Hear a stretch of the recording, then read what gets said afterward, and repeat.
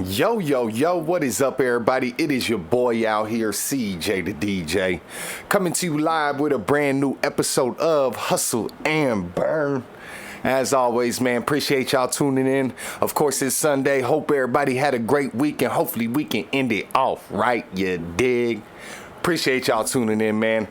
As always, shout out to our sponsors, guys. Diamond Consulting, for any general contractors out there in the Colorado Front Range area that may need or utilize subcontractors in any different scope of work for new builds, remodels, renovations. Contact Diamond Consulting, guys. They have a private network of fully insured, pre-vetted subcontractors looking to grow and scale their companies, aka take on more work, of course. So contact Diamond Consulting, guys. 720-563-7452.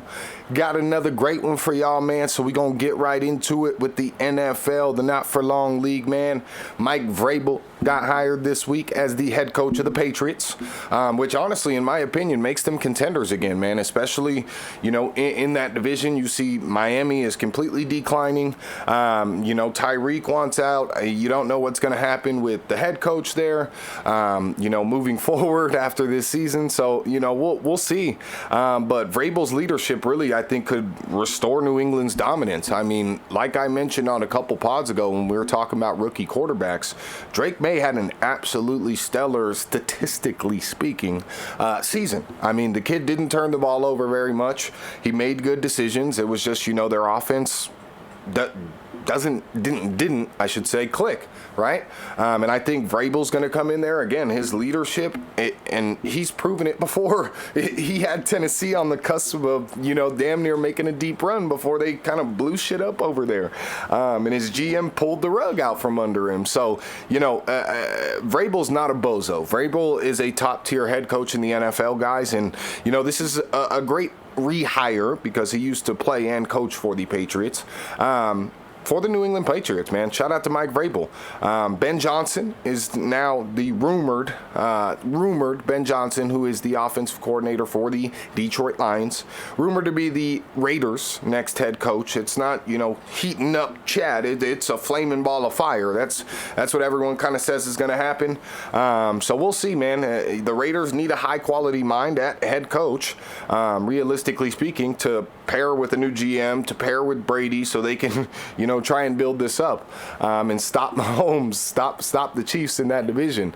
And now you got to worry about the Chargers, who are getting better in that division, the Broncos, who are getting better in that division. So, they definitely got to do something. And the Raiders essentially are trying to... They're trying to do what Drake did, or what they did against Drake, essentially, man. They're trying to, assemble the Avengers here and get as many guys as they can to come to Las Vegas Raiders so they can beat Mahomes, man, so he can... not beat Brady's record, of course. Yeah, that's a big thing that obviously Brady wants to keep. I don't think he wants to see anyone pass that record, man, because then the GOAT conversation kind of switches and changes. So we'll see, man. Ben Johnson, of course, again, the offensive coordinator for the Detroit Lions. They did lose last night. That may shake things up. May have been some things that people didn't want to see, but not really. I mean, it was just a shootout at the end of the day. Both defenses, couldn't stop the offenses. And that's just what it was, man. But, yeah, rumors are Ben Johnson to the Las Vegas Raiders, man. So we will see, unconfirmed. But at the end of the day, again, they're trying to assemble the Avengers over there to take down Mahomes. So we'll see. Antonio Pierce this week, guys. He was confirmed as the head coach of his household. AP, sit back and relax. Watch how real coaches work. All right, my guy? Relax. Watch how real coaches build a culture. Okay? My guy AP, man. Head coach of his household. Fully confirmed. You heard it here first. Now, the Cowboys, guys. Let's move on to the Cowboys. This is very intriguing what's going on in Dallas right now. There's a lot of floating names at head coach. Robert Saleh, potentially. Deion Sanders, still potentially. There's a lot of moving pieces here. But it sounds like, the Cowboys are willing to potentially do the impossible here and try and trade up and get Shedeur Sanders. This year, guys, the Cowboys have 10 draft picks.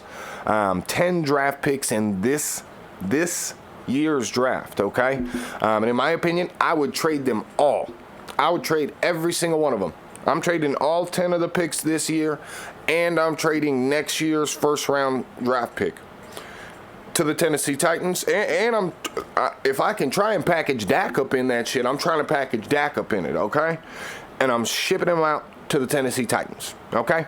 Shipping them out to the Tennessee Titans, man, to move up in the draft, to try and secure the number 1 spot this year. We draft Shedeur Sanders, we hire Dion, and, I don't know. I think that's a viable option, and, look, at the end of the day, this is what I'm saying. I was talking to people about it in my circle last night. Micah Parsons wants a payday, guys. Okay? He's going to want a payday after this season. His contract is up. He is going to want a payday. All right? Micah Parsons wants payday. CeeDee Lamb just re-signed. Okay? So he's 1 year into a 4-year contract. All right? Now, let's say we stick with Dak Prescott. He comes out next year coming off a severe injury. Okay? Coming off a severe injury, and we have a bad season. Now, that leads to us essentially blowing it up anyways. If that were to happen, guys, and in my opinion, that's probably most likely what's going to happen if we just stick with this same group, right? Is they're going to come out, they're not going to make the playoffs, they're not going to have a very good season, and we're just going to blow this shit up, okay? So if we're going to blow it up next year, potentially, if we have a bad season, why stick with the same group that we've stuck with for the last 3 to 5 years, right? Like, again, it's the analogy of what's the definition of insanity, continuing to do the same thing, expecting a different result, right? Like, what are we even talking about? So if we're going to potentially blow it up next year if we have a bad season, which is going to happen, which would happen, why would we wait? Because if that happens, let's say Dak comes out completely terrible. Let's say CeeDee Lamb's getting blown up next year, okay? Who's to say CeeDee Lamb doesn't request a trade? Who's to say? CeeDee Lamb doesn't request a trade, right? He would be in his 2nd year of a 4-year deal. What other star wide receiver is in the 2nd year of a 4-year deal? Cough, cough, Tyreek Hill. Who just requested a trade out of Miami? Tyreek Hill, right? Like, it's not impossible, guys. This shit happens. And that's most likely what would happen if we have a bad season this season upcoming. Right? Like, CeeDee Lamb is probably just going to be like, I'm done, brother. I'm done. I want out. I'm done with it. I'm done playing the shenanigans. I'm done being in Jerry World. Right? And Micah might leave if we don't pay him top dollar.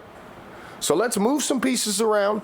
Obviously, we'd have to take the dead cap hit for Dak, all right? We're going to have to essentially do what the Broncos did, guys, if we get rid of Dak Prescott. The Broncos, when Russell Wilson signed with the Pittsburgh Steelers this season, it was such a good deal for the Steelers because they were only paying him $1 million. Essentially, the Cowboys are going to have to do the same thing. We would have to ship Dak Prescott out somewhere, okay? And essentially, let him know, or I guess essentially pay, or let the other team know, I'm sorry, is what I meant to say, not him. We would have to let the other team know what we're willing to pay of that salary that he has. And it's $250 million guaranteed, right? We just paid him. And I get it, guys. I get what everyone's saying. You just paid him. Like, nah, man, we just paid him. It's like, guys, again, we've had this guy at starting quarterback for how many years, bro? And now he's coming off another severe injury, bro. And we expect him to come back elevated and better than ever. Like, I never understand that. When players get hurt on these severe leg injuries, shit like that, and you expect them to come back as like the same player that they were before. I think we have seen Dak's arc already. I think we've seen Dak's arc. So what is the point of continuing to try and make it work? There's no fucking point. So let's just get it done, bruh. Let's just get it done. Get it over with. Package them up in a deal. All these picks, next year's first round. We want the first pick in the draft. Or the second pick, potentially. Either one. But we need to know definitively that we can get Shedeur Sanders, because that's the only way that Dion is going to come and coach the Cowboys. And I think Dion is the only coach that can coach the Cowboys in Jerry's world and be happy. Like, I love Robert Saleh as a hire, but Robert Saleh at the same time is already disgruntled from dealing with a micromanaging owner, right? Like, I don't understand. He just dealt with a micromanaging owner. What makes you think he wants to go do that same thing for Jerry Jones? Obviously, I would argue that, the Cowboys do have a better overall team on paper than the Jets, so they are more attractive personnel-wise. But realistically speaking, from the perspective of you just came off working with a micromanaging owner who fired you because you wouldn't listen to what he wanted to do, and you want to go coach for Jerry Jones. Oh, okay. Yeah. We'll see how that would work out, man. We will see how that would work out. But all I'm saying is at this point in time, it's time to go all in for the Cowboys.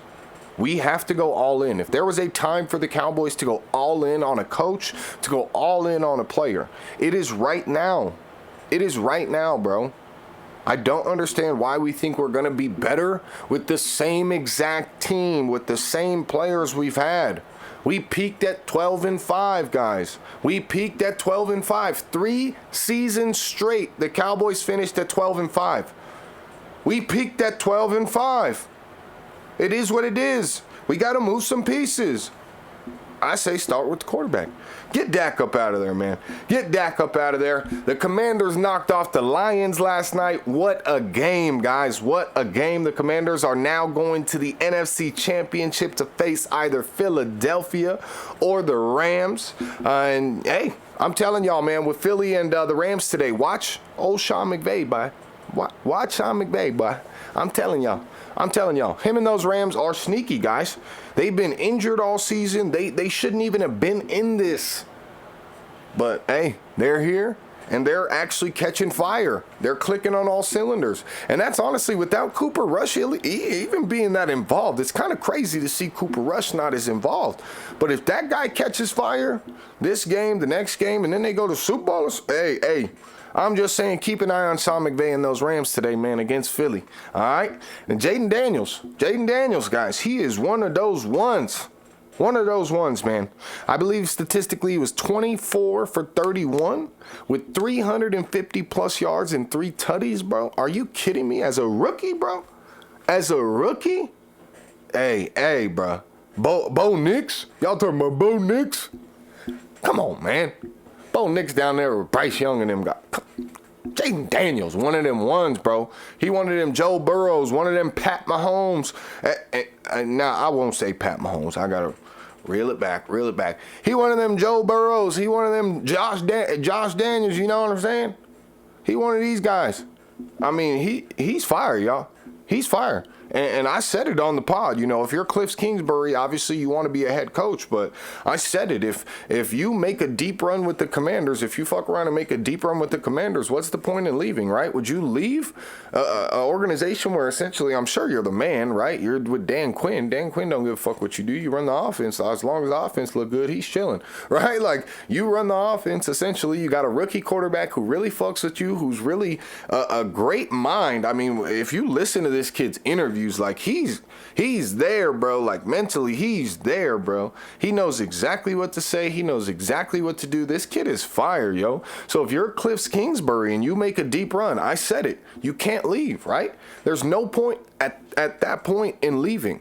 I don't think you, again, like I said a couple pods back, unless that head coach ego shit is something I don't know about, there's no point in leaving if you're Cliff Kingsbury.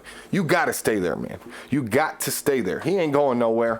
And, I said, guys, that the Commanders were about 2 to 5 years away from, making a deep run and, looking at a championship potentially. And this season, they fuck around and win the NFC Championship. I'm not going to lie.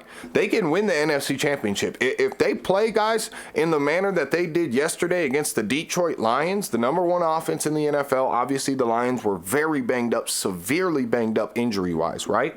But if they can play like they did yesterday against either Philly or the Rams, I can see the Commanders beating them. But the defense got to step up. The defense, giving up that many points is just crazy. I mean, guys, the over-under for the game was 55. They hit 55 before the first half ended. That's unacceptable from both defensive coordinators. They need a slap on the face because come on now. Come on. That's unacceptable. All right? But, hey, I'm just saying, they could fuck around and win the NFC Championship this season. I will not sit here and say that the Commanders are ready to go on and win a Super Bowl, but I think that they could win the NFC Championship potentially if it's the Rams and Philly. You know, obviously you got to just worry about Saquon. I mean, the Eagles are probably going to be the winners today. I know my Eagles friends are like, yeah, I hate y'all.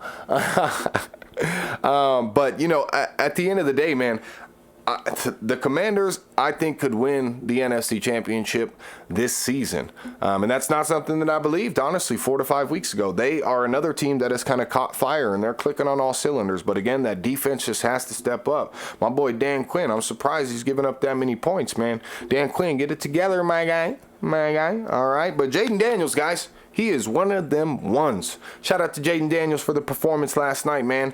But that's the NFL, guys. Of course, we got Philly versus the Rams today. Then we got the Ravens versus the Bills. Another 2 great games. This playoffs has been sparky, man. It's been kind of fire to kick it off. So, you know, last week's games were kind of boring, but they ended off the best with that Minnesota game and everything like that. So I'm very excited for these playoffs moving forward, man. Things are shaking up. There's some new teams in the mix. And as a fan, of course, you love to see that, brother.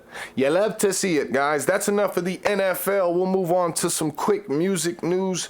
This week, we said it on the quick burns, of course, but LiAngelo Ball, guys, signed an $8 million record deal with Def Jam UMG after his song Tweaker went viral. And the track, honestly, which is kind of crazy for me, guys, and I first heard this on the Joe Budden podcast, is the track actually showcases family collaboration. So the track actually says that it was produced and arranged by LaMelo Ball, that the song was written by Lonzo Ball, and then it was performed by LiAngelo Ball. So, you know, that's kind of fire. That's kind of fire, keeping it all in the family. You know the Ball family, man. These guys, everyone kind of, I feel like wrote a lot of them off, wrote LeVar off, especially just because of the, you know, overall antics and everything that he was doing at the time that his sons were, you know, really, really coming up, man. But LiAngelo Ball performed live at the Lions game yesterday, man. Like, real shit. That's probably why Detroit lost. The players were probably more hyped for that than the game, right? Like, I'm saying, like, they're really doing something huge. And LeVar Ball always, when they were coming up, no matter how big his antics are, no matter what, nothing, man, he always had a vision and emphasized a family unit for his kids. And, you know, this is our family, this is our legacy, and everything like that. And it looks like, as of now, bro, the Ball brothers are really successfully building generational wealth together, doing it together, man, which is crazy. I mean, LaMelo, I'm sorry, is an all-star in the NBA. Lonzo, around league circles, is, you know, known as one of the best players in the NBA when he can be healthy.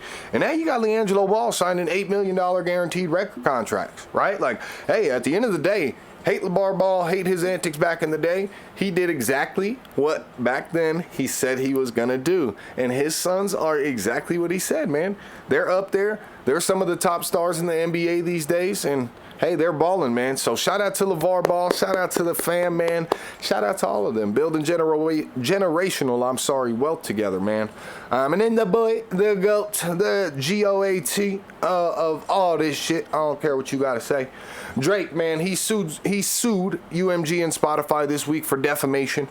This came after dropping his civil lawsuit. So a lot of people are like, you know, I thought he already sued him. I don't understand. So he initially just had a civil lawsuit, guys, which is not like any criminal charges or anything like that, right? Now he dropped a defamation lawsuit, which essentially could bring on criminal charges. And, you know, say what you want, man. Say what you want, think what you want. At the end of the day, United and Spotify should have simply just paid him when he wanted. When they were in these renegotiations for the contract, they should have just paid him when he wanted and what he wanted, man. That's just what it is, because now you got a civil case that turned into a criminal suit, a defamation lawsuit, right? Like, you're going to have to answer to this shit.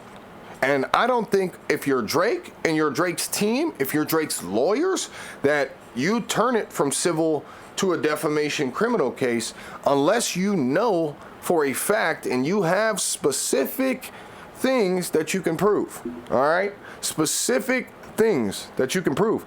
That's why you would then go and do that. And this is when UMG and Spotify may have to settle, man. They may have to settle. And at the end of the day, any idiot who thinks Drake brings on a criminal suit without having some sort of validated information and documentation to back him up is crazy, bro. You're a little idiot. Obviously he does, bro. Bottom line is, and I posted this yesterday, bro, his last record deal, guys, was $400 million, okay? $400 million. Now that record deal was about to be up, so of course, as they do, they begin renegotiating contracts, all right? Now Drake wants more than $400 million, because in the time of his $400 million contract, his album was number one.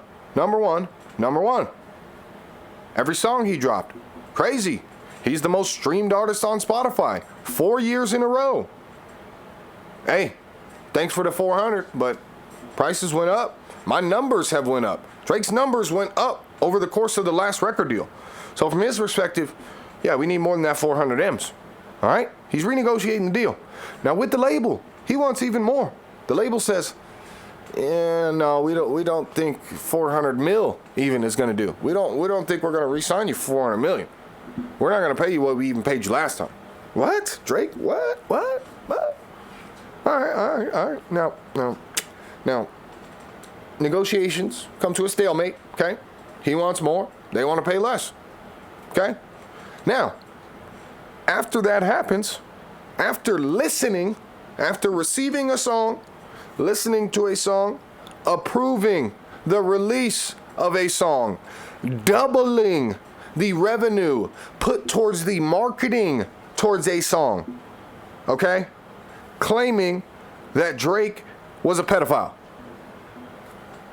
That's what UMG, the record label, Universal Music Group, and Spotify, allegedly, conspired to do against Drake. They received the song Not Like Us from Kendrick Lamar mid renegotiation with Drake. As Drake says, I want more than 400 mil. We might be talking about half a B. I need 500 mil, right? The label says, no. The label gets Kendrick's track, Not Like Us. He called Drake a pedophile in this joint. Oh my God, they get together. Hey, we need to put double the money towards this. We got to make this hot. We got to make this one of the hottest songs in the United States. We got to make it appear that this song is just crazy and Drake's character and everything is just falling off and ooh, right? That's literally what the label did. They put double the money towards Not Like Us, knowing that it would damage Drake's character and likeness. It's just that simple, man. It's just that simple, all right? Simply put, if you're trying to get a raise at work, your boss says, let me think about it. Then the company promotes and puts double the money to anyone else ever. They put double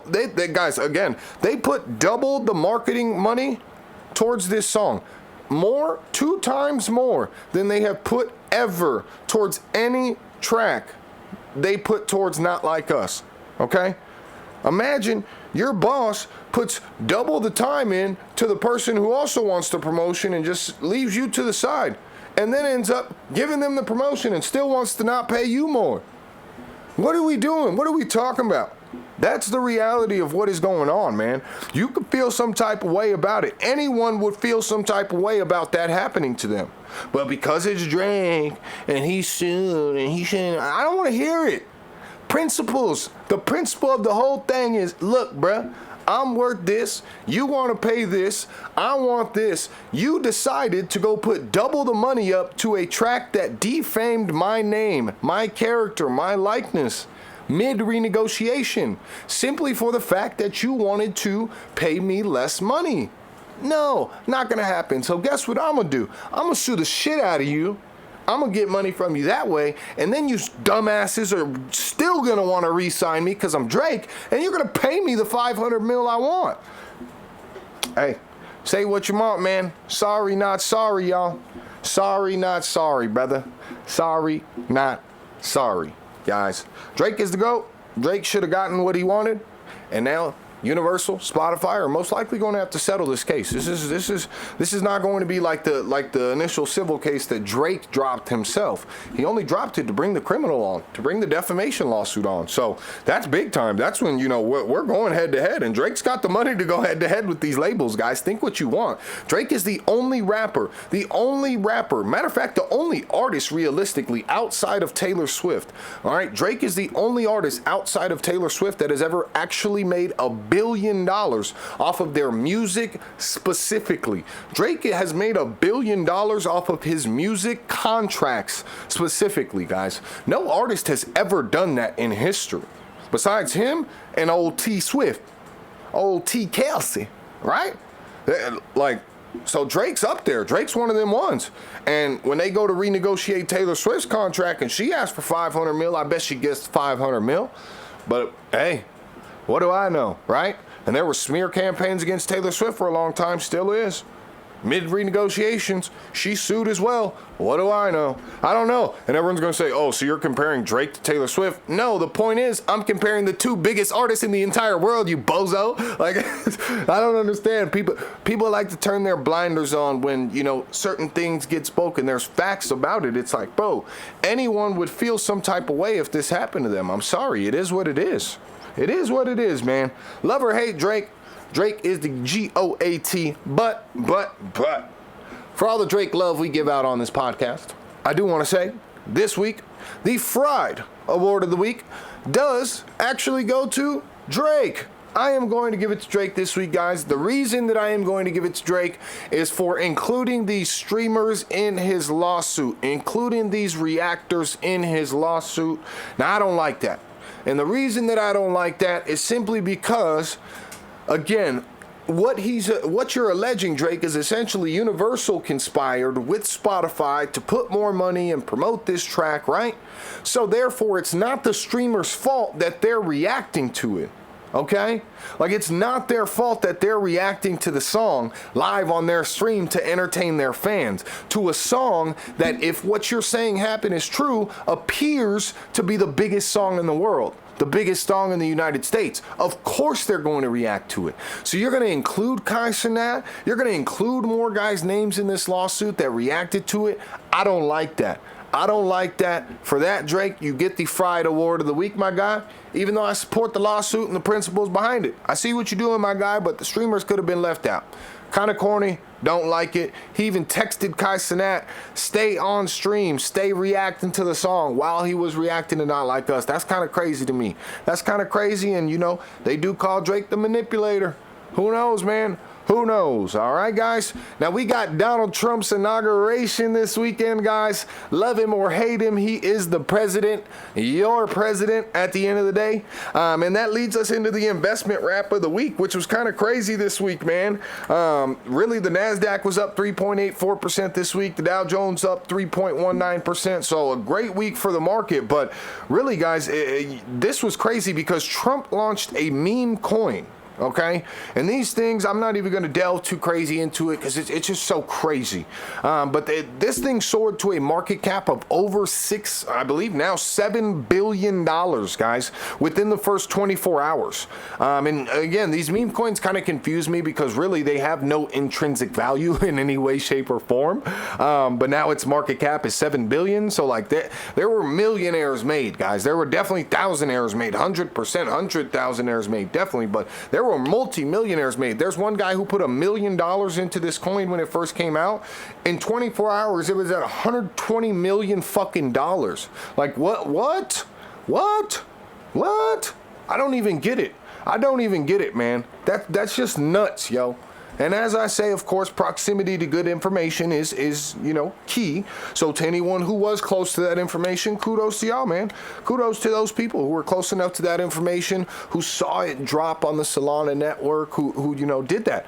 It's very interesting, but we'll see what happens, you know, surrounding that Trump coin moving forward, if it sticks around, if it does a hawk to and pulls the rug out and takes everyone's money. I don't know. Going to be very interesting, man, but there are billions of dollars dollars now flooding into this meme coin, this Trump coin, man. So very confusing again. I'm not going to get too much into what a meme coin is in comparison to an actual cryptocurrency or anything like that. But, again, just crazy, guys. And again, it just goes back into the proximity to good information is key. If you got word that this dropped, if you got word that this hit and you put $1,000 in, that $1,000 probably turned into, $20, $30, $40,000, bro. Like real shit overnight. It's kind of crazy, but like if you were close to that information, you're up.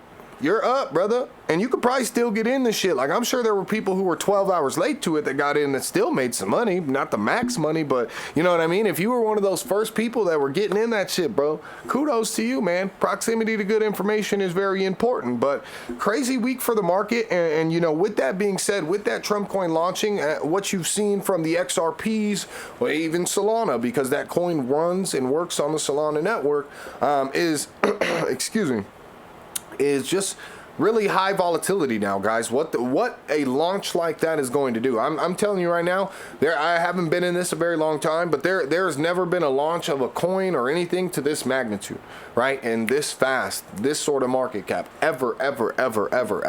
This is unheard of. And so it's going to cause a natural rift and flutter throughout the crypto space, if you will, and throughout the stock market, realistically. The stock market, guys, is about to go crazy. I think it ended off great the last week that Biden was in office. Again, guys, 3.84% for the NASDAQ. The Dow Jones, 3.19%. So the Dow Jones, as we've said, that's the big brother. That's all the old timers, household names. NASDAQ, 3.84%. More so tech industry, stuff like that. So great last week of the Biden, Harris regime. And now Trump's going to be taking over this weekend. And this week, the only stock that I purchased was Meta.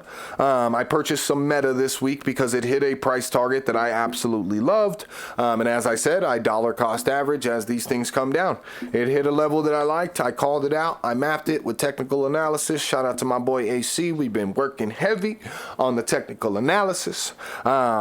And, I caught it at a perfect level, and now I'm up on my bread that I already invested. So you can call it a swing trade if you want, but because I believe in Meta long term, I am just going to hold that position, of course. Swing trade, for those that don't know, is more so a trade that you hold for longer than 24 to 48 hours typically.